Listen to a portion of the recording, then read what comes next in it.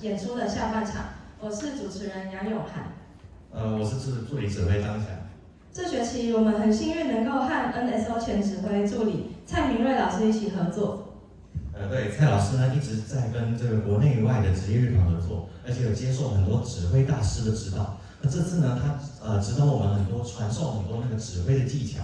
所以今天团奏的前2首歌呢，将会由我跟我们的学生指挥许文如呢来负责。首先要带来的是莫扎特第3号小提琴协奏曲第1乐章，独奏者是我们的乐团首席薛杰。我听说薛杰除了首席以外，以前还当作社长跟活动长，会多国语言，还双主修，简直就是天才吧？对啊，而且尤其之前我们乐团呢曾经经历过疫情的冲击，那在重新成长的过程当中呢，他一直是我非常重要的战友跟伙伴。那今天要演的这首协奏曲呢，也是充满活力，就跟我们在乐团里跟大家相处的时光一样精彩。